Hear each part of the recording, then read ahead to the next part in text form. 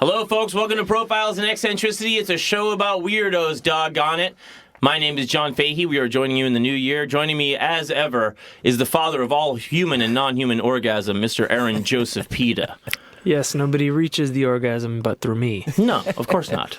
Thank you. Thank you for acknowledging that. Nobody ever talks about that. Yeah, Usually you're like the Madam Web of nutting. Yes. Yeah. All parallel universes of nut converge at the nexus of my hog.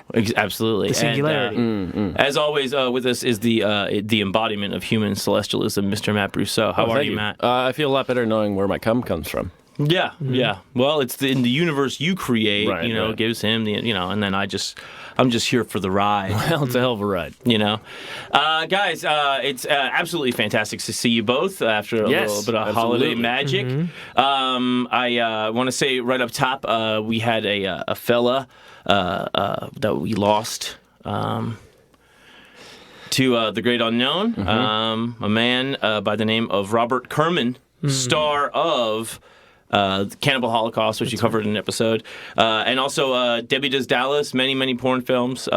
He was in that. He was in a lot of porn and a lot of, kind of schlocky 70s exploitation horror, especially of the Italian variety. If someone survives that, you don't think they'll ever go.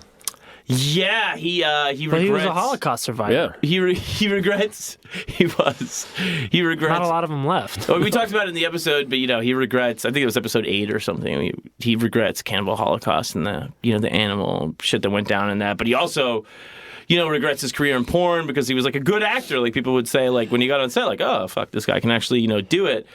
Once again, that is Robert Kerman, aka R. Balla, aka R. Ballo, aka Trevor Manmack, aka Bobby Ball, aka Tom Triplett, aka Martin Spellman, aka Neil Rons, aka Bob Kerman, aka R. Bola, aka Robert Kearns, aka Robert Brown, aka Richard Bolo, aka Richard Bola, aka Robert Kerr, aka Robin Hook, aka Richard Balla, aka Richard Lair, aka Richard Balla, aka Richard Balla, aka Richard Baca, aka Richard Bolar, aka Sam Speed. Sam Speed. Was Martin Spillman one of his porn names? I think my favorite is Trevor Manmack. I like Trevor I'm Manmack. Trevor Manmack, and I'm here to lay down the law. Or pipe. And the pipe. And I want to say, I'm kind of going to throw out a little plea to the fans. Aaron, you and I talked about this a little bit, and actually, Matt, we talked about it over the great World Wide Web as well. But one of our great episodes that, people really liked a lot was the Christine Chubbuck episode. Yeah. Yes. And for some reason, it has like twice the downloads of anything we've ever done. I kind of realized it was because it was one I shared on my personal social media because I try not to bang people over the head in my life about me doing a show. But me and Aaron were saying, as a holiday gift or a New Year gift, to Profiles, if you guys, really love the show, if you could make any kind of social media post about your favorite episode and the person profiled in it and why you enjoyed it or it made you laugh or it meant something to you. If you could do that, it could make possibly a massive, massive difference in how many people get to hear the show. Yeah. So please do that. That would be that'd be very nice for us, and give it a personal touch, like John said. Right. People will pay attention when they know it's not just like an obligatory click the share button. Just if you've got a favorite episode, character, moment. Yeah, and it's like you don't want to just say like, hey, I like this podcast, listen to it. It's like you actually want to say like, here's something I took away from it and liked it. And a lot of people were touched particularly by that episode. Yeah, we got some really nice mail off that and stuff. That was a sincere episode. Yeah, it really, really, went to the bone with some people. We did have, of course, a wonderful holiday gift from our friend Chris Hayes. Yes, thank you. He's a subscriber to the Patreon. He is a true freak at the teak. He got both the T-shirts, and he still wanted to give us something over the holidays. He sent me a large amount of money. I don't really say how much, but it was really, really sweet. And if you guys ever don't subscribe to the Patreon, you can always send a donation to Profiles in Eccentricity Podcast at Gmail over PayPal, and that would be really sweet. He sent me a note along with the donation which said, have some chop and piss on me. Piss on me? Is there have some chop and piss on me? No. He probably meant have some chop and piss on me. But I read it as have some chop and piss on me, and I was like, Hey, Hell yeah. for you how have to much cough up some more money, but not that much. not that much. But thank you, Chris. Thank you, Chris. It means the world to us. But don't cough up that piss. No, No, That- no, down- you down can't hatch. go there. Right.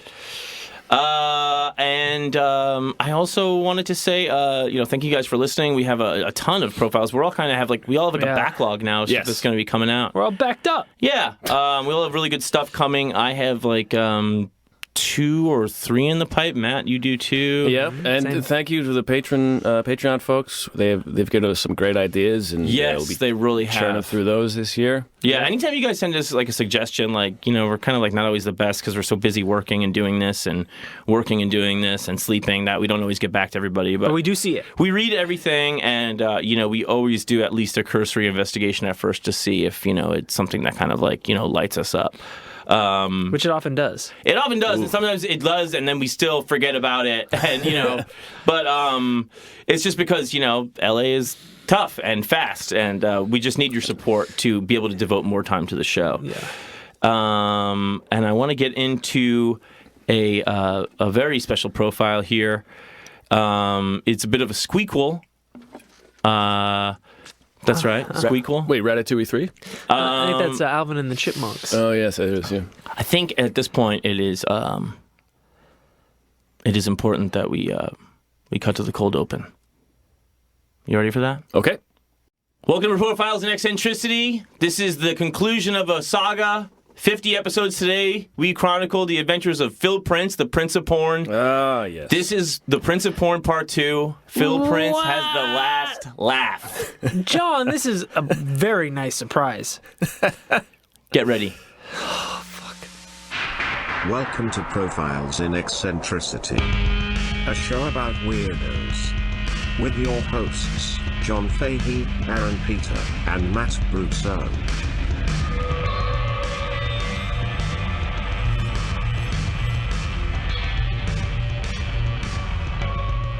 Aaron, it's beautiful that it's 53 episodes. Is it? The Prince of Porn was episode number 3. Wow. This is episode 53.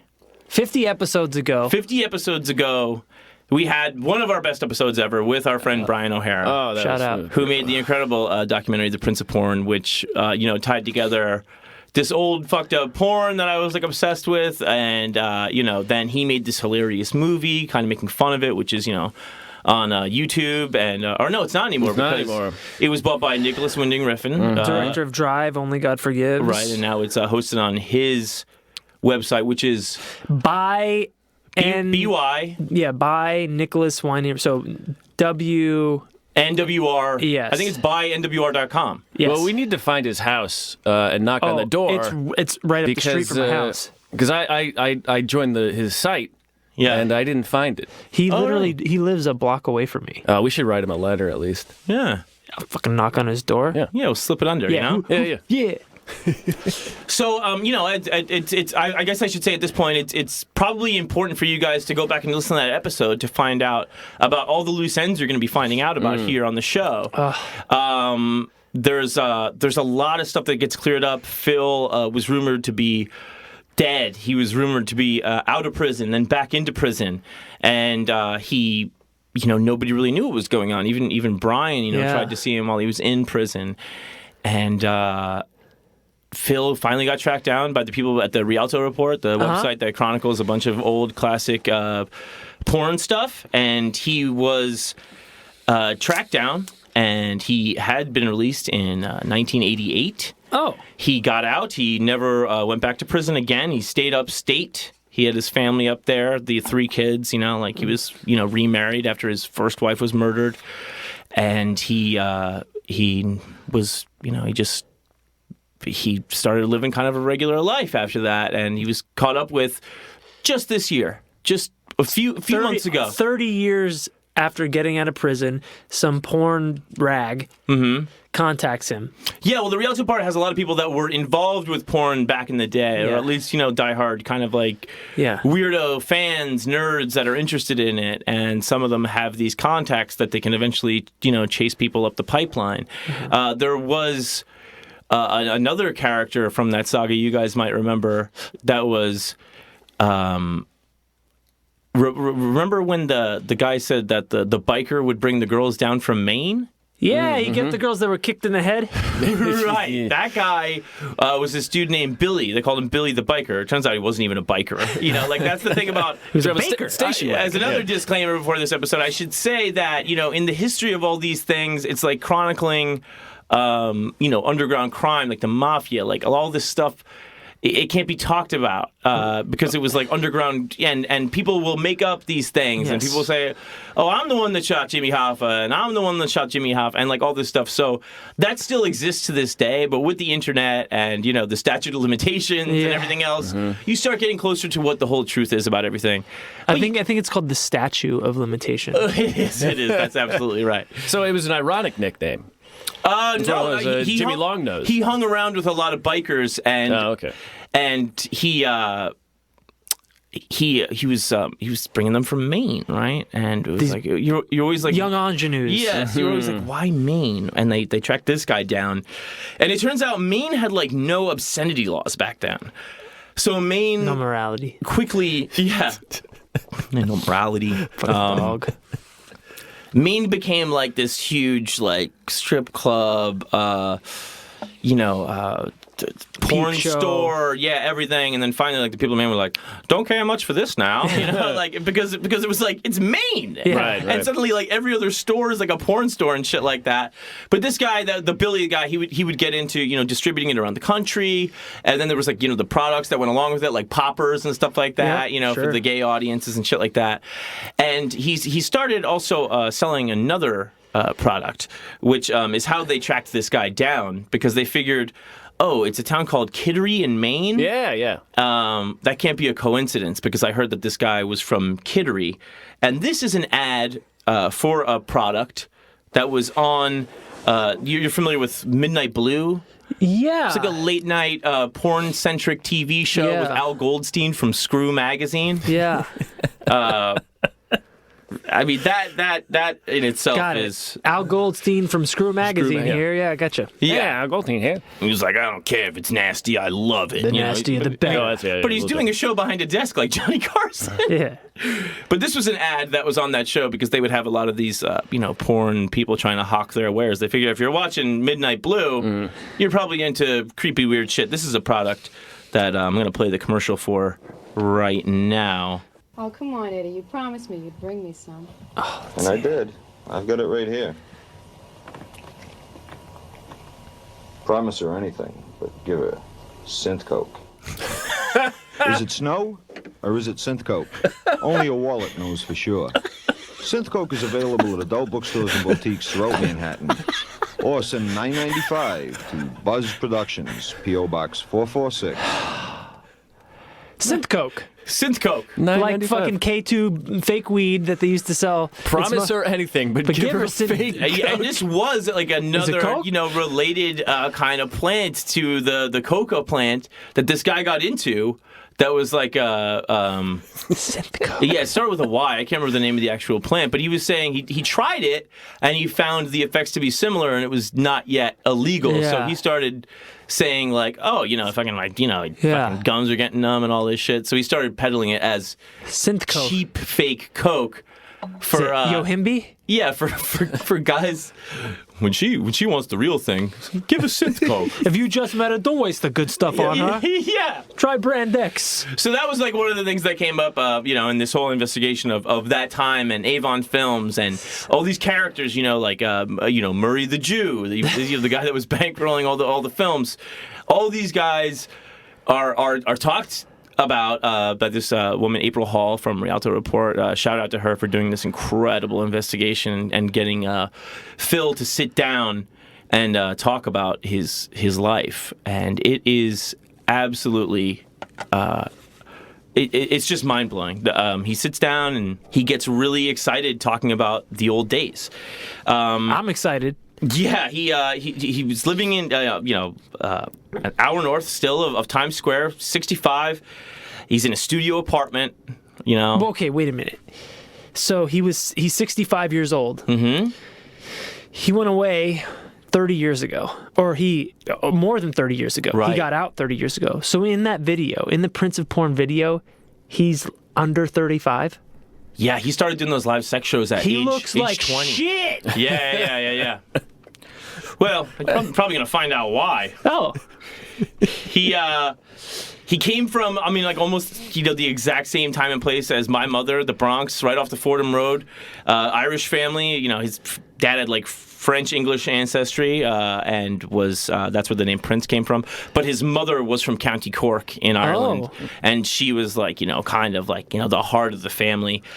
And she, made sure like he went to school and did good, and he was smart. He got into like a good private school. He passed some tests. But it was like a tough neighborhood, and there would be a lot of ass whippings, and he like started knowing how to handle himself. He became like a tough guy, and there was a lot of gangstery type people around. But it's weird to think about. But they kind of showed a little bit like in Boardwalk Empire. But there's those like rough and tumble latchkey kids where they go and they do whatever they want, but they still got to be an altar boy. yeah. But while they're doing that, they're still out on the streets hustling and stealing, and that's the kind of kid Phil was. He was a tough kid. He was a good bad boy. He was. He got into this private school, and at age 12,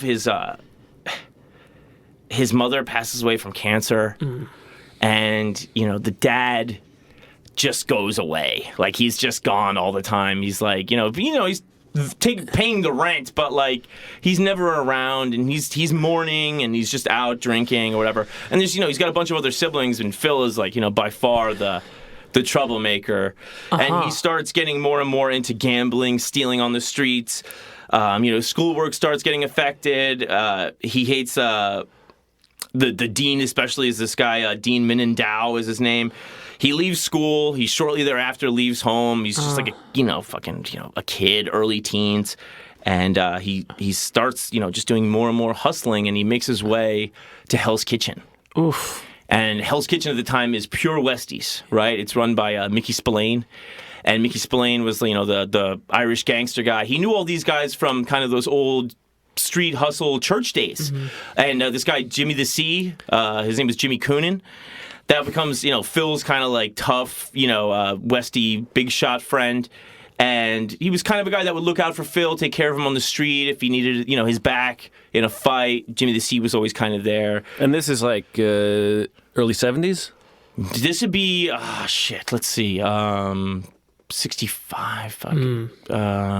Yeah, probably late 60s. Late 60s. Yeah, late 60s, and late 60s. And so he's hanging around there. He's hanging around.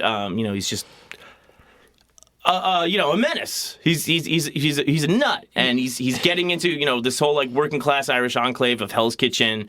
It's very tight knit. Mickey Spillane at the time is adamant that the mafia, the Italian mafia, no mafia in Hell's Kitchen. And, everybody else is kind of like, do whatever here, do whatever there. But he's like, I don't want any part of the mafia. So the mafia fucking hates Mickey Spillane. Yeah. Because the Westies have all of, like, the construction that's like, they have Madison Square Garden. They have, the Javits Center. They got, a ton of the sex trade. The West Side waterfront is there. So there's all this, lucrative shit going on that they can't have any involvement with. And Jimmy the C starts, backdooring Spillane, dealing with the Gambino crime family and Roy DeMeo. And Roy DeMeo from the Gambinos is, just telling him, like, you got all this sex trade, I have all these nightclubs. He's like, if we basically, take Mickey out and put you in power, then we can all make a lot more money together. So there's like a little bit of a war ensues, but Mickey gets whacked, and Jimmy C just, takes over right away.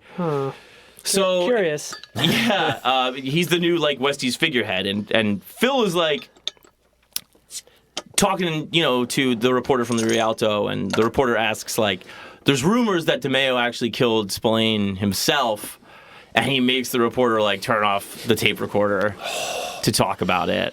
And so then, like, it comes back on, and he's saying, Phil told me that DeMeo killed Spillane. We're following up on Phil's admission. Yeah. Jimmy gets Phil to start running security at a bunch of like strip joints in Times Square, and there's a place called Psychedelic Burlesque, which does the original sex show. Not just stripping; it's actually like a sex show thing, and like that's like late '60s, '68. And he says he goes, and I'm quoting here. He goes, it was run by two fags, Jimmy and Ray. He goes, they were queer as a $3 bill, but every night here they are banging Chantel. He goes, real pioneers. Lesson learned. Two fags, Jimmy and Ray. He's just like, I mean, it's Phil straight out of The Prince of Porn, just talking like this the whole time. Oh. He sounds exactly the same. And he's, So you can hear the audio clip. Yeah, there's some of it on a podcast, but the main article that I drew from is really great and exhaustive. And again, shout out to the Rialto Report for doing a bang up job on that. The Coonan, Jimmy C gets him doing security at all these nightclubs, and he learns he's young, he's heavy. He's like 200 pounds. He's 6'1" or something, and he's got to learn how to take people down. He's like I realize grab him by the belt. You don't want to make a huge scene, but you want to just start immediately dragging somebody out of there. And he's like, and then if you struggle, he's like, I just bang him into a wall real hard. And he's like, and then they didn't really do anything after that. And he's laughing, while he's talking about all this. She brings him out of his apartment, and he's got this limp. He got into an accident, an industrial accident. Phil burned up a lot of his body after prison. Yeah. What? Yeah, somebody didn't do the pressure right on a tanker truck, and it fucking blew up, fucked him up real bad. So he walks with a lot of pain. He's coming out of this subsidized income studio apartment in a housing place, upstate New York, and Things are not going well. But but once he's sitting down talking about this, he's just laughing about all the old days, and he's his eyes light up, and he's kind of he's just shaking his head the whole time, and he's so in love with the idea that he still gets to relive these times. Right. I apologize if I'm stepping on future notes from you, but what is he doing now? Well, it seems like after the accident, it became a lot of disability. It was that's the only thing I really could come up with. I mean, there's a lot of stuff I'm going to be telling you about after prison. Okay. But yeah, he was. I mean, it seems like subsidized housing. I think it was a disability check. Okay. I think I probably. Okay. But there is stuff after prison that he did that you're going to talk. Okay. Right. Yeah. So he talks about he's doing all this stuff around and the strip clubs, and it's just Westies enforcement, and now the Westies are kind of dealing with the Gambinos, so he's seeing some overlap there, but he's pretty much working for Jimmy C. That's his buddy. That's the guy he kind of grew up with. That's the guy that had his back, and he's just hanging around these places, and he's a young kid, and he's hanging out with all these strippers and stuff, and he loves it, and he does a gig one time where he'll just do any scam on the street. All these guys, you forget back in the day, they were hustling, and so he goes into a porn theater, and he grabs a bunch of cans of film, and he goes to this mafia guy, DB is his name, DiBernardo. And he knows that guy works in porn, and he's gonna sell them to him. And he's like, "Hey man, I sold these reels, from this theater, and you want to buy them?" And he goes, "There are fucking theaters, moron." He's straight out of the Sopranos. He's like, "Well, what do I know, dude? I'm just doing. I'm trying to make a buck." He goes, "Yeah," and they just got a kick out of it. That's great. Yeah, he's like, "Oh yeah," they weren't mad at me, so they just liked him, That's great. Yeah, he's showing some young upstart. Yeah. Yeah, and he's laughing about that, and he lives at the Chelsea Hotel. The Chelsea Hotel should be a profile in itself. Yeah. One of the most eccentric places of all time. Christ. Sid Vicious and Nancy Spungen were there when the murder happened. So there's money from Jimmy C and the scams and the street, and there's he's got all these girls around, and he becomes friends with this one Susie, and they're super buddy. And then he meets this girl Teresa Menendez, and he calls her Teresita. Ooh, Teresita. And they just she's older than him by a few years, but she's just totally seducing him, and he's falling madly in love with her, and they just begin this romance, and they. What, is she a stripper? Yeah. Yeah, and she was wearing like the pasties or whatever. And, Oh, fuck. And he convinced her to get rid of those. He's Yeah, like, get he's like, it's not going that way. He's like, there's no time for modesty You anymore. got huge nips. I can see them. Those pasties aren't big enough. You got to buy some paper plates or something. It's like you're covering up some bologna with a Hershey's Kiss. So they fall in love, and Phil is still like super Catholic Irish, and he's like, well, I gotta marry her, I gotta marry her, right? So he gets married to her, and they get an apartment in 47th Street, and they go back to Puerto Rico where she's from, and she's kind of fucked up because she was married before, and she had 3 boys and a girl, and the deal was like she got the girl, and when they split, the husband took all the boys, and So he was like, yeah, it's a good thing I didn't see that dude when I was over there. Otherwise, there would have been trouble. And so this is the thing. Part of it is like you're finding out what a thug Phil was, And they come back from Puerto Rico. There's now the idea of sex shows. So they're like, why don't you guys are dating? Why don't you do a sex show? And he's like, I figure I'm already having sex with her for free. You get paid for it. So they're doing it. It's soundproof. They're doing it in the Avon Theater, right? So that becomes Avon Films. This is, Murray the Jew and Stella. Stella's Murray's manager. Yes. And so they're all Jewish, and No. Yeah, no. And they're doing 20-minute shows, right?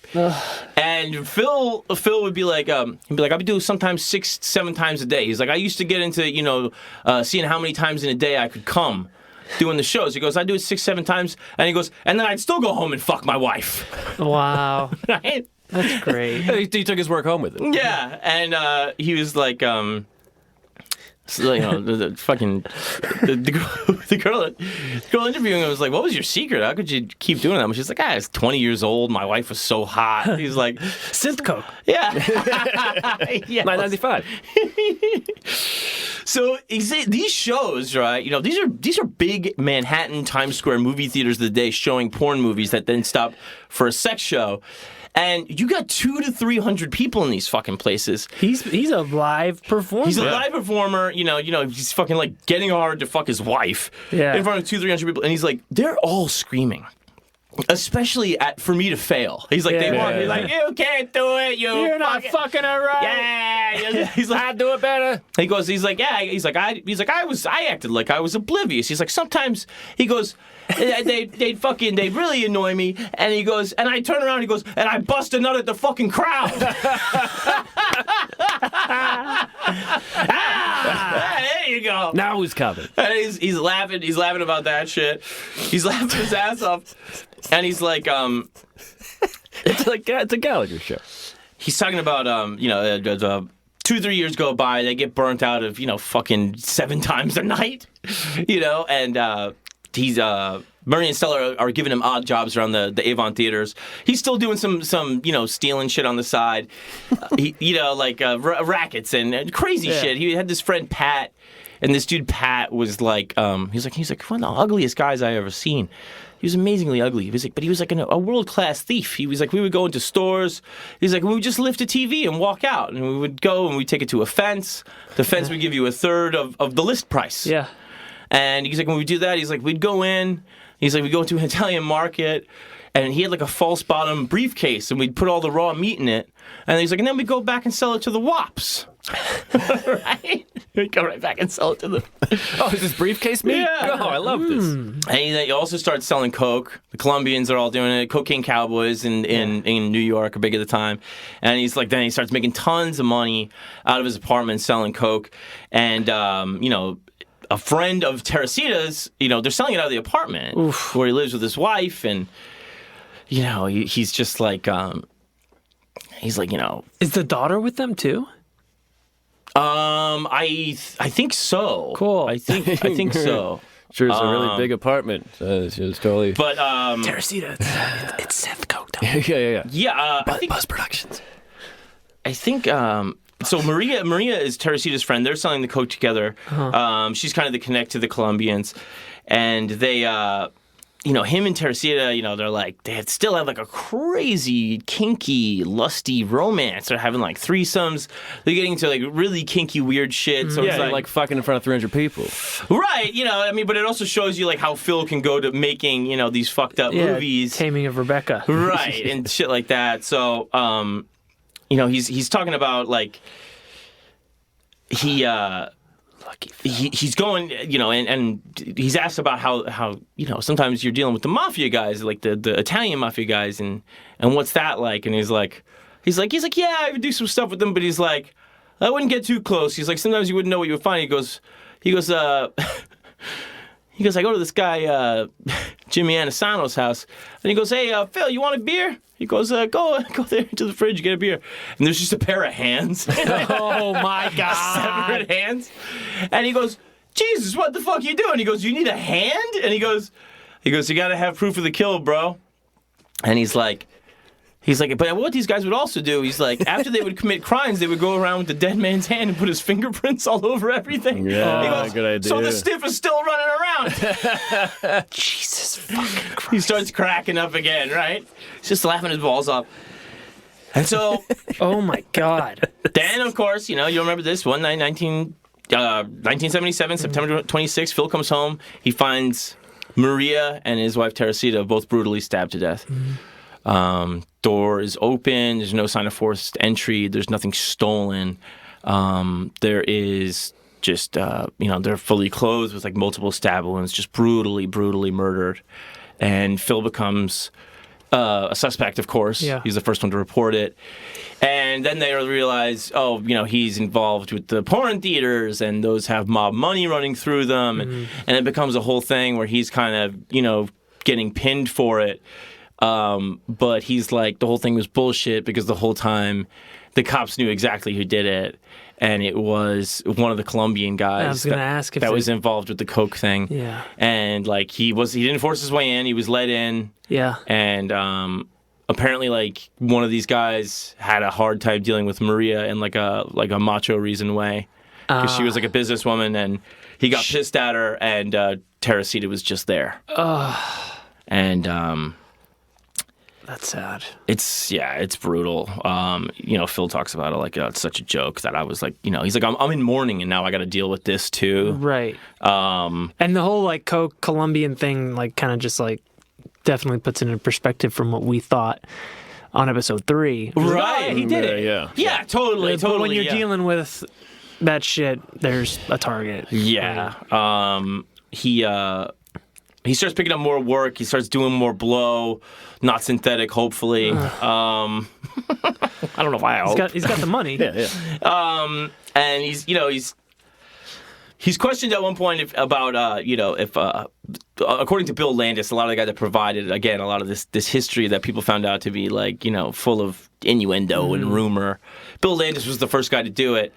So he's asked, I heard that Chelly Wilson, the Greek woman that was involved in some of the other theaters, was involved with you.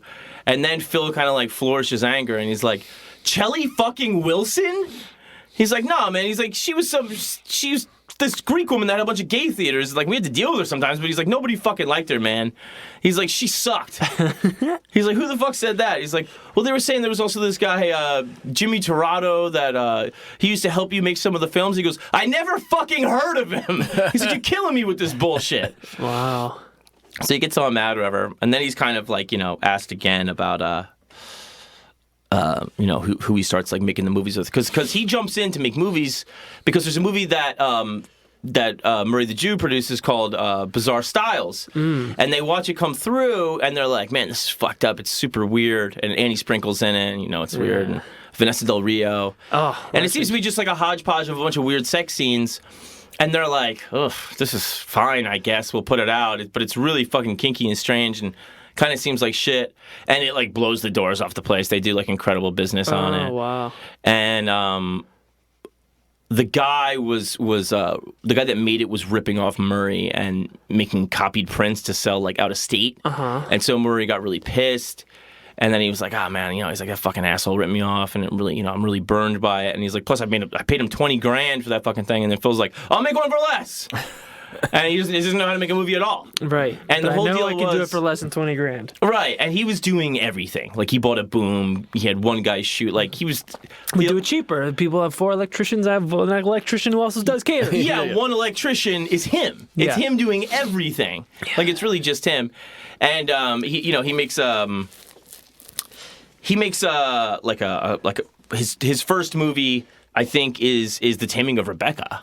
That's like his first one, and he knew Sharon Mitchell from the club days or whatever. But I want to get into a little bit of the film stuff. There was some guys, showed him how to make a movie. Like, they're like, you have to have the movie move, Right. and you have to have it. They showed him basic cinematography Right, stuff. you want to have black spray paint on the bed sheet that says Exactly. congrats. Yeah, congrats.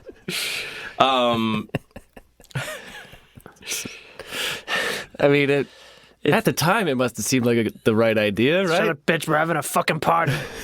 Jesus Christ. Yeah, there was a guy. The guy name was Sal Sedano. Sal? Good. He was the guy that showed him how to do stuff, and he bought the story of Prunella from a friend that wrote the screenplay, and he was like, oh shit, that sounds like something I might be interested in. So he buys it for like $200 because it's fucked up, right? Yeah. And that was the movie that got me interested in Phil to begin with. Yeah. And he says he loves Brian O'Hara, who was his editor. He said that? He said, yeah. That's amazing. Did you Yeah. talk to Brian? I did talk to Brian, yeah. And he brings up Brian later too. He's like, when I was in prison, he goes, I was up for parole. He goes, Brian came, he tried to see me. He's like, he wanted to talk about Avon and Murray. And he's like, I was up for parole. He's like, I had federal warrants. So he was like, I was like, I don't know any Murray and I don't know any Brian. He goes, I was up for parole, dumbass. Calls Brian a dumbass. That's great. And so yeah, he's like, he's making like a bunch of movies. He admits he discredits making certain movies that were attributed to him, like The Stimulators, Pain Mania, and Savage Sadists. They don't seem like him at all. But he does admit to making Pain Mania? Johnny Boy Blue, which was a gay film. Yes. Right, and that was kind of like rumored to be Phil, but he confirms it. And everything, it seems like, in his storytelling is also like corroborated by surrounding evidence. And he's also like dropping dates, names. right. They're like, she keeps saying, the writer keeps saying, the journalist keeps saying that it seems like it was just yesterday. Like everything he's saying is so like he remembers like almost the time of when things would happen. Yeah. So there's that whole time with Murray and making movies for him on the cheap, and he's still doing some kind of like criminal stuff, but he's also managing all of those theaters. So the movies, they were just something like he did on the weekend. Yeah. So he was kind of jealous of all those other guys, like Jerry Damiano would also make fucked up films at the time that could afford to have it be like their full-time gig. And he was talking about he used the name the pseudonym for Angel in Distress and the Temptress, Joseph Scarpelli, because he had a bunch of heat on him from Westie's activity. So he's like, I can't have a fucking movie coming out. Right. And he'd already been, written up in that magazine as the Prince of Porn, so he already had like kind of like a known name. But he goes, he eventually talks about how he separates from Murray, where he's saying like, Giuliani is going to get rid of us. There's going to be no porn theaters soon. Rudy Giuliani is the district of the attorney of the Southern District in New York, and he wants all that shit out of there. And they start, he starts realizing, he's like, Murray, you got to get into video, and he's like, you got to get the fuck out of these theaters. But Murray's been in adult theaters since the dawn of it, and he just doesn't see any way around it. And he's talking about there's a meeting between all of the gangsters, Irish and Italian, to kill Rudy Giuliani. I thought it was like to choose VHS or Betamax. And they all get together, and they're like, yeah, this guy's he's pushing us all out of our fucking district. He's like, we got to kill the guy, and they have a vote on it. And it ended up with the Italians being like, nah, we can't do it. It's going to get blamed on us, and then he'll come down harder on us. Right. And he goes, and the reporter is looking at him like, come on, like, you know what I'm going to ask. And he just is smiling at her, and she's like, how did you vote? And he goes, I voted to whack him. He was like, we got to get rid of this fucking guy. He's like, let's just whack him. He's like, let's just fucking do it. He's like, this guy's a fucking pain in the ass. Oh, my God. So this is another thing. When he talks about knowing exactly who did it, the crime, the murder of his wife, they say, she asks what happened to him, and he goes, he was shot on 9th Avenue through the head. The Colombian. The Colombian killed instantly. And she goes, did you ever find out who did it? And then Phil just looks at her in the eyes. And she goes, and I have no doubt to what he means. And she goes, so we'll just leave that, no comment then? And he goes, yeah, that'll do. Wow. Yeah. And how long did he do in prison for? If you don't remember, he held up like a Haagen-Dazs shop. Yeah, it was 15, I think. He did 15 years. No, he was sentenced to 15. I think he did less than 5. Right. And that was because of the involvement of the cocaine guys too. The Haagen-Dazs was another coke operation. It's addictive shit. Yeah, there was a guy there, and they owed him some money, and the Colombian there wouldn't pay him. And then Phil and Pat, the guy he used to boost shit with, they just go into the register and start taking stuff. And then there's like a civilian manager that follows them out and then grabs Pat. And again, everybody, if you don't remember the episode, Phil went to prison for robbing a Haagen-Dazs store. Context is everything. Like all this new information just paints such a more vivid and coherent history. Yeah, it was dumb then and still dumb now, but it makes more sense. Yeah. But wait for it to get dumber. So he goes into the store. He goes, give me my fucking money. He told me to go fuck myself. That ain't a good thing to say to me, so I took out my gun just to show him I was serious. And he goes, the store manager, Bruce, decided he was going to chase us when we were leaving. Can you believe that?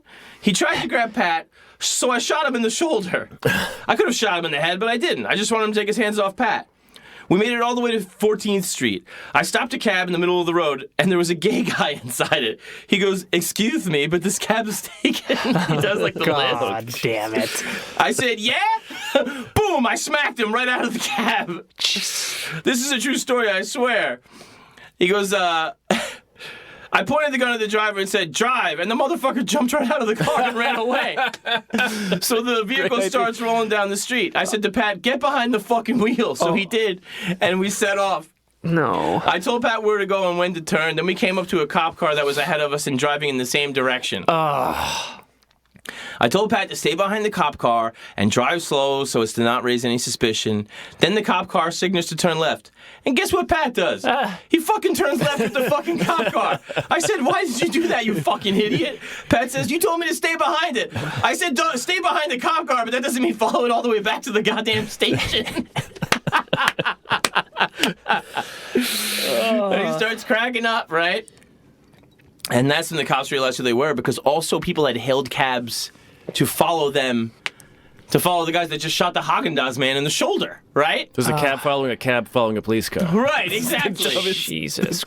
So the cops pulled him over, and he goes to Rikers, and he gets Mel Sachs, who is the lawyer that's played by Sean Penn in Carlito's Way. Right? And he was later an attorney for Tyson and Lil' Kim. And he was like he was a ton of money, but he had money. Phil had money. And so he paid for the best, and Mel wants to go to trial, and he's like, I got 20 fucking witnesses, dude. He's like, there's no way. So he gets like a really good plea bargain guy, and he gets it, 15 sentence. He does, good behavior or whatever. And he's like, talking about violence in the can. And he's like, there was some shit in there. He's like, you had to look out for yourself. He's like, there was some black guys telling me that there was this white guy that was snitching. And I'm like, was I going to stand with the white guy? And he's like, I don't give a fuck about that shit if he's a snitch. Like, he's like, I'm not going to start a fucking race war in prison over this one dude. He's like, I just had to look out for myself, And when he gets out, he kind of goes and he's like, he sees Stella and Murray. The theaters have failed even more. Sure. And he's like, oh, look what happens, But you remember Honeybee is Murray's daughter that died. Of an overdose. Of an overdose. And Murray was blaming Phil for her getting into drugs. And he's like, I didn't get her into drugs. I didn't fuck her either. He's like, I didn't shit where I ate, Yeah. And he's like, but Murray was mad at me for that. And he's like, I could see that, that was kind of like... But before he went to prison, he was like, he said to Murray, he was like, he would always have to shake down Murray anyway. Like, people would come up to him on the street, like, through connections, and they'd be like, hey, your movie, like, Prunella or whatever is doing really well in Philly? And he's like, and then I have to go to, like, Murray and be like, hey, man, you got to give me more money. Yeah. So when he's going to go into prison and turn everything over to Murray, he's like, I don't trust you to pay my wife on the regular for what I'm owed. And he's like, you got to give me, like, a lump sum. And it was basically $50,000 is what they agreed. And he kind of bought him out. And his wife, Susie, who became his second wife after his wife's murder, was his original stripper friend before he met Teresita. Oh, wow. And that he had 3 kids with, before he went to prison. And, he was sad for the kids having to come see him in prison and stuff. And he's still close, with his kids. And What are their ages? Probably a little younger, probably around your age, Aaron. I love that. Yeah. Yeah, and he got out. He still did some like fake driver's license shit. He would do some little scams. He was never reconvicted of a crime. Good. Definitely reoffended. And his buddy Pat that was in on the Haagen-Dazs caper with him. He went to a separate prison, and when he got out, he was like, he got sick and died, and Phil's like, sad. He cut. He's like an old man, so he's talking about like all these glory days, and like when Murray comes up, he talks about Murray. He's like, geez, Murray is probably long dead now. And he's like, salute, pal. And then he like moves on, and he talks about Pat. And, Pat was this guy that, like, they would steal the meat, and they would steal the TVs, and they would steal everything together, and they would do all this shit, and they were, like, really close buddies. And he goes, Pat used to tell me, man, I was in the military, right? He goes, I got caught by the enemy once in combat and managed to escape. I said, Pat, fuck you. The only military you were ever in was in your mind. I was busting his balls about that all the time. But sure enough, he was a veteran. Huh. He lied about everything, but not that. He really was a veteran. Pat was my boy. When he died, they buried him with honors. I was there at the funeral. They blew taps. Oh. Man, that was sad. Holy shit. Isn't that crazy? And the reporter asks him, what about the rumor that you went back to prison? And he's like, I never did another fucking thing again. And then he's like, who said that, by the way? And he's like, oh, is the same one talking about fucking Chelly and fucking Paul Leotard or whatever? And he's like, listen, I still have contacts down there. He's like, if people are talking and saying shit about me, he's like, I can have things happen. Oh, God. It flies into rage again. So he's going to be like cracking up and then like, which is kind of like, how... Who he was. Who he was, right? And he talks about the movies, and he talks about like... we talked about how fucked up they were.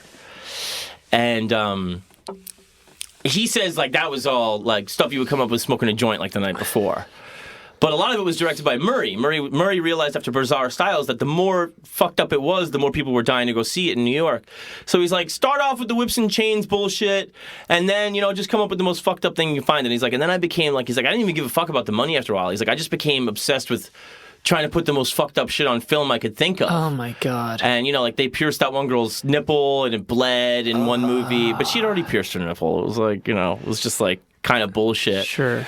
But people freaked out in the theater when they saw, like, a bleeding nipple, like, they went nuts. And he's told that his films are still collected and watched by a lot of people, and he just says that he was just spending somebody else's money. And the reporter makes a joke that... it's just like, well, Donald Trump seems to have made a career out of that. And Phil instantly pissed again. He goes, don't compare me to him. Let me tell you something. Compared to that guy, I'm a saint. I'm telling you, I've done nothing compared to that fucking clown. Take Trump University. If I did what he did, they would have had me on a fucking RICO violation. He defrauded all those people, man. He had a scheme to cheat people. He conspired in an illegal, fraudulent way, you know? And Giuliani, the truth isn't the truth. We should have whacked him when we had the chance. Yes. Oh, my God. The truth isn't the truth.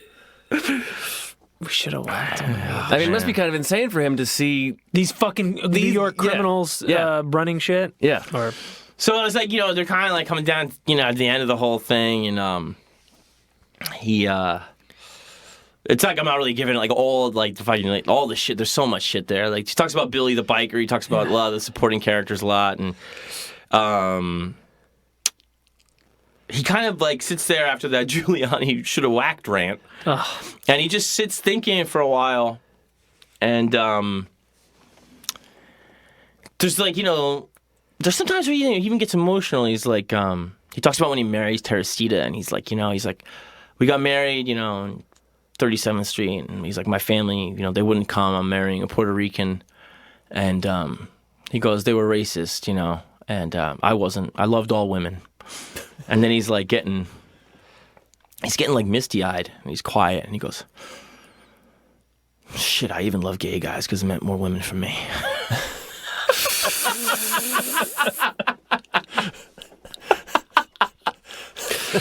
oh, Phil. So he gets after this Giuliani Trump rant, he gets quiet again for a minute, and he goes again, like, you know, he's so just like lucid. So like sometimes like he goes, you know, I've had the chance to think about my life now. It all happened because I was pissed off at my dad. He didn't mistreat me, he just ignored me. For years I was mad at him, but then I learned to understand him. When my mother died, he was in mourning. He was dealing with some heavy shit. He didn't know what to do. The same thing happened to me when Teresa was killed. I was lost. I didn't know what to do either. I never understood my dad at the time, but now I do. And then he just kind of like shakes it off, and he goes, life's tough, you know? Yeah. And they go back to his apartment, and she asks him, you got any regrets? And he goes, I've had a good life. I regret going to prison because I had all those years, but apart from that, I had a good fucking ride. And he's asked then about, you know, doing the podcast for Rialto, and one that's kind of like more formal, and it would be, you know, kind of like an online thing, like with us and Brian. And he says immediately, he's like, I'm down, and he's like, I'll get the train to Manhattan and do Avon reunion with George Payne, because George Payne has resurfaced too, and he's a fucking nutcase. Oh my god. Billy Campbell, the biker Billy who wasn't a biker, all those guys, and he's saying like, let's do all this shit. The Rialto podcast. Yeah, and he's like, He'd like to go back around there, and he's like, I'd like, you know, for the Times Square to reawaken me with all this stuff, and that walking tour he does. Oh, yeah, and she's immediately like, can we do it next weekend? And he's like, nah, I got something that weekend, and he goes, don't worry, we'll do this thing and we'll do it right. I want to set the record straight once and for all. And anyway, look at me, I ain't going nowhere at all. And he goes, and they hug, they take a few pictures outside in his apartment, and he's on the way in. He goes, I tell people sometimes, do you know that I used to be a mobster when I was young and make crazy porn films? Whenever I say that, people always look at me strange. Then I go, bullshit, I'm just playing with you. They always smile and say, we know you were kidding. No way you were a porn-producing gangster. Oh, my God. And then he goes into the building, and he's laughing harder than he laughed the whole time throughout the entire interview. That is so wonderful.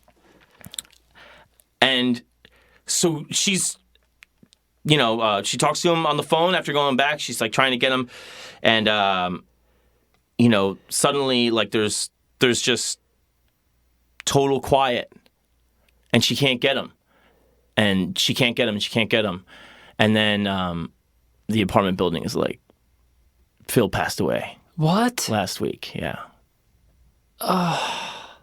So she met him like right before he died. No way. Fuck. That's heartbreaking, man. Yeah. Good night, sweet prince. Oh.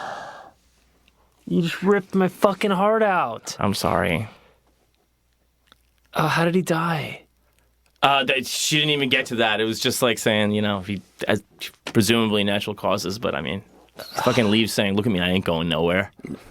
That's how I knew that's what the ending was. As soon as I found that out today. That he died. Oh my God, John. I found out about this a couple of days ago. I mean, no, actually, well, no, I told you guys I was. that's what that text you. Yeah. No, yeah. you didn't tell me shit.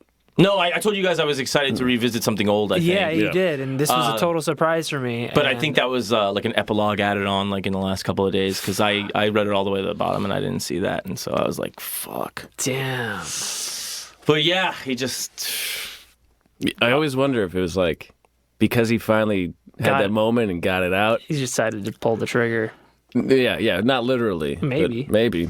Yeah, I mean, fuck. Yeah, it's really sad. It is really, sad. It really made me sad for him, Yeah. like, because I mean, like, even with him, like, a bunch of this stuff could be bullshit, and there's, like, who knows how much of a heavy with the Westies he could be if he was, like, cleaning up at the porn theater. You know what I'm saying? Like, Right. but at least we got this. We have some closure. yeah, I mean, he provided this entirely different side of things, Yeah. like, all of these mysteries, like, the thing with his wife and the thing with the Haagen-Dazs store and, like,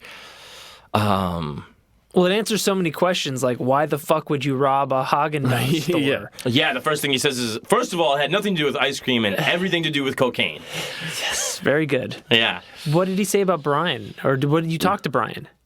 Yeah, but I mean, I talked to Brian briefly, and I just love that he mentioned Brian. He said that he loved Brian. That's great. Probably. I mean, his name's Brian O'Hara, so immediately I think he was. And he made a movie about Phil. Yeah. Yeah. And he said he hadn't watched it. He's like, I haven't watched it. He's like, I bet I'm really funny in it. Yeah. He's like, but I don't like seeing myself in things. And a lot of times he just talks about this thing about, I just move forward, man. I just keep moving forward. But it's like, it's so funny because like he's going backwards and he has like a perfectly vivid memory of everything. And he's clearly emotional about it. And it's still like, he's just like reliving those times in his mind and just laughing and laughing. Good. And laughing. And I just loved that. Yeah. It made me so happy. Yeah. Like he still ended up, pretty okay for a guy that went through all that shit. Like he's like, he's like, my daughter showed me a picture of me, like when I got out of the can, I was like, shit, I look good. And she goes, get over yourself. So it's like, he has his kids around and they're breaking his balls. Yeah. And I don't know.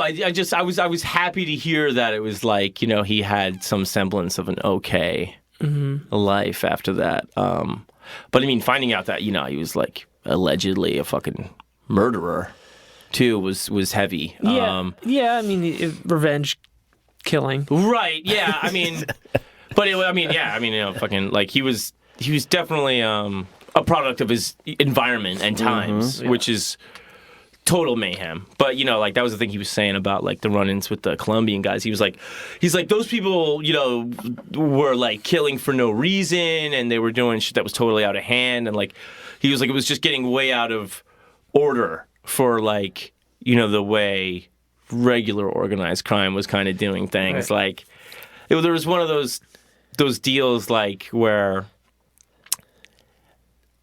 you had to know you were fucking up bad enough to get killed. Right.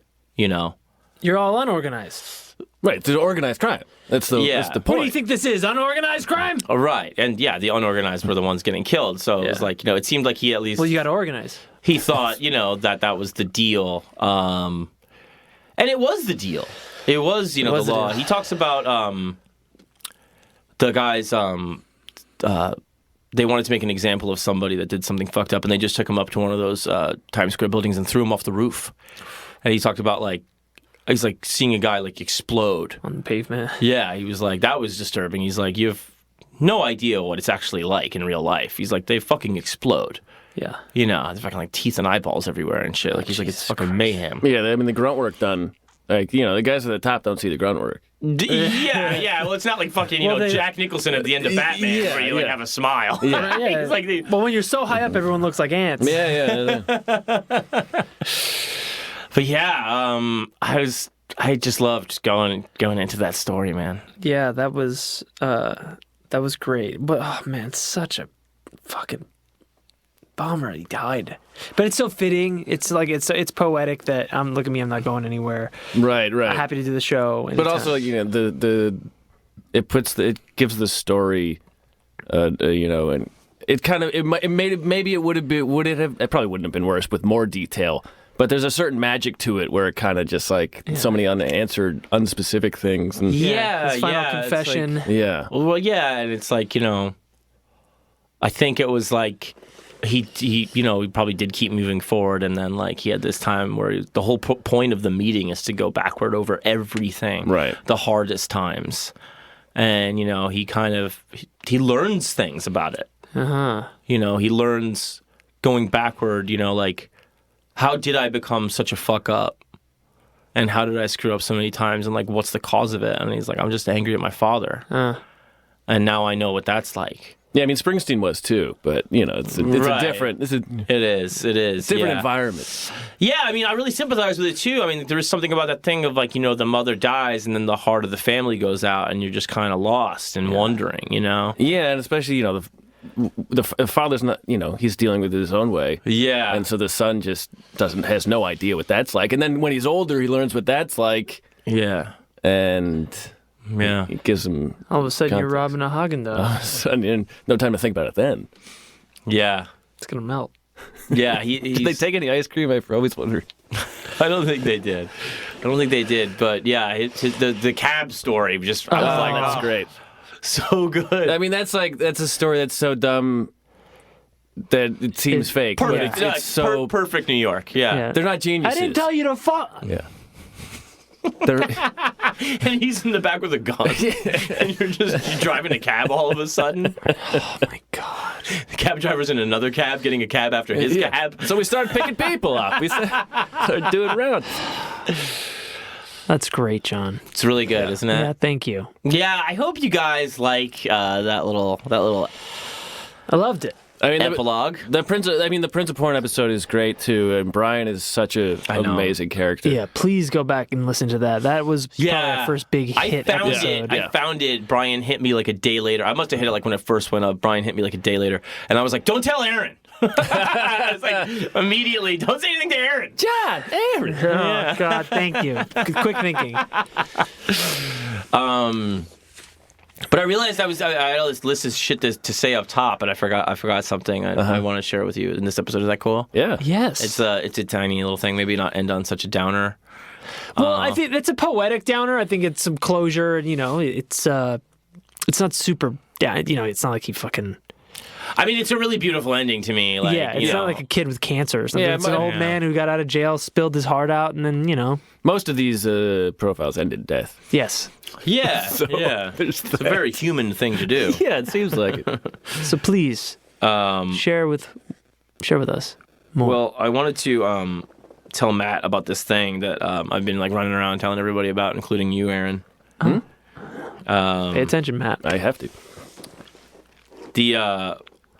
Sometime off on my travels, I came across this like one of those Ask a Health Question articles. Yeah. The website. I don't know how, but thankfully I did. And it's a website health24.com. Oh sure, yeah, everybody knows that one. So you get It's way better than Health 12. You get a expert opinion, whatever, after you ask a question. But then any jackass on the internet can come and add their thing. Great. And this question is titled "Semen Eating Husband." That's not a question. That's a statement. So this woman says, "My husband ejaculated in me. I did not realize that he had come, and he had gave me oral sex, and I noticed cum on his face afterwards. I find this quite strange, and am concerned why he would want to eat semen. I did tell him that I would not allow muff dives after penetration anymore. I will not allow any more muff dives." Wow. No, Serious. the dichotomy of nomenclature there. Yes, please. Yes. No more muff dives after penetration. Yeah. I'm tired of you Scumming up all that ejaculate. Muff dies after cream pie. Now we're talking. I would not allow Muff Dies after penetration anymore, as he seems to have a very perverted mind when it comes to sex. When we were younger, he was always bringing me toys, etc., and I stopped all that a few years ago, as it seemed the more I gave him, the more he wanted. I stopped blowjobs because I found out that he had once given a friend a BJ. What? And now this. What? Right? That's too much. Now he's eating his own semen for crying out. He sucks this guy's dick and now he's eating his own semen. Look, you know. Too much thinking. And I don't know what to do. He has always had an incredible sex drive, and even after 23 years of marriage, he can't hug me without groping me. It seems like that's a problem. It's Poor lady. I know, Fuck yeah. you. Everybody in the comments is like, "You should be so lucky." Well, I wish my husband would fucking grope me. I wish you'd grope me every time you hug me. It seems like he has no sexual boundaries. He also probably just squeezes her butt, dude. She's frigid. Fuck her. He also used to masturbate in the shower, but has promised me he won't anymore. No, masturbate into the shower. In our life together, I have found him wearing my panties. He once shaved all his pubic hair off, thinking I would like it, but it looks gay. She Dude, sucks. can you She imagine sucks so bad. She sucks so bad. I don't want you jerking off in the shower. What did you shave? You look gay, What? dude. And no blowjobs neither. Yeah, I'm not sucking your dick anymore. And you're not eating my pussy. Yeah. And I'm not giving you a blowjob because you gave one? Years ago. The fuck. Everybody in the comments is just like, you suck, dude. Like, this is whack. Your husband's still attracted I to you. can't believe he's still with you. He's going to be your ex-husband. Like, you're stifling all of his sexual He's gonna go desires. suck his friend's dick again. Yeah, Just for the taste of nut. shaved off all his pubic hair, but it looks gay. He is actually a great husband, other than these sexual issues. But now, from one thing to another, just when I thought everything was okay, he eats his semen from me. The next step is even less sex until he gets it out of his mind. Do you think this will work? He is 49 now, so surely his libido must drop soon. Advise, please. Holy Christ. Yeah, so it's a real nightmare. The sexologist comes in, it's like, it seems from what you're saying, he likes to try new things, and we're conditioned to believe that these things are wrong, but it's, very normal to try things out, and it can be fun, try it out, yeah. as long as it doesn't, cross your boundaries or your morals, values, etc. And, he's like, maybe he doesn't have a problem with his fucking jizz. Not in this nomenclature. Right. But maybe he doesn't have a problem with his jizz because he's working on getting you off by eating you out. Yeah. Right? And that's not perverted for some reason. He can eat you out? Get the fuck out of here. No, you can't because he ate a woman out years ago. Oh, right. So she's just, the sexologist is like, it doesn't mean that he's perverted. It's just like he wants to try new things. And, you shouldn't feel degraded, but it's not that weird for him to be into not that weird stuff even. Right. And so they're just like, everybody in the comments is just like, you suck, this is dumb, this is whack. But then there's somebody that sends it into fucking overdrive with insanity. That's Health 24 for you. Miss Laura William gets involved. Oh, good. And Miss Laura William seems to have some kind of like a broken. Was it Miss or Mrs.? It's Ms. It's Ms. None of your fucking business. But it's Mrs. She has a husband. Oh, good. Or. But she'll throw if I raise my voice, realize that is all caps. Okay. She starts off by saying, "Well, it is a very awesome topic. I know some people will not digest the bare truth. Though I am a married lady, but I can say something about the precious liquid of men. That is semen. Whoa! Caps. Yes, the semen is the most precious liquid. Yeah. I had heard from others that semen is contained with vitamin and other power liquid. I believed when I saw from video that sexy and beautiful girls are sucking and licking white semen from boys. Oh. Sexy and beautiful girls. And their figure was very, very attractive since then I decided to eat my husband's semen. Within 4 months, Matt, within 4 months, I have super healthy figure in our family. Wow. And nobody knows my secret behind the huge growth. Wow. The semen comprises of fructose ascorbic acid, zinc, cholesterol, protein, calcium, chlorine, blood group, antigens. You got to have your daily recommendation of blood group. Antigens, citric acid, DNA, Oh, yeah, it's got it, yeah. magnesium, vitamin B12, RNA, too. phosphorus, sodium, potassium, uric acid, lactic acid, nitrogen, other nutrients. yeah, definitely is that. So, can you believe that so many valuable ingredients are mixing up in the semen? Due to Healthy Figure Now, I have decided to eat only twice in a week. Every Tuesday and Friday, I do enjoy to eat semen. But the stark reality is... The stark Reality. This is... The stark reality... It's not real enough yet. The stark reality is that men get weak and thin due to loss of precious semen. Yeah. And it is the rule of God that they have to lose so much of liquid from their body. I have noticed that my husband is looking thin and underweight due to heavy loss. Yeah, he's full of semen. That is why I am eating only twice in a week instead of every day. But how much She's a semen is she cum eating? vampire. As a woman, I would request every boy not to drop a single dot of semen. So, Wow. please save your precious white ice cream. This is the greatest Russian bot I've ever heard of. Dude, so good. So Please fucking save your good. precious white ice cream. Precious white ice Do not cream. waste a single dot. Not one dot, which is ice cream Which of is the future. Yeah. That's good. Stark reality. The stark reality is the rule of God that man has to lose this precious liquid. Oh, yeah. You know? Every day. Multiple times. I saw beautiful women licking semen, and they little- had beautiful figure. Oh, yeah. Well, now that I have the beautiful figure in my family, Yeah, in our family. Family, now no, I decided no. I only eat semen twice a week because her husband because is my husband thin. is dying. Yeah. Oh, yeah. Because he's definitely not getting rid of it anywhere else. He's so thin.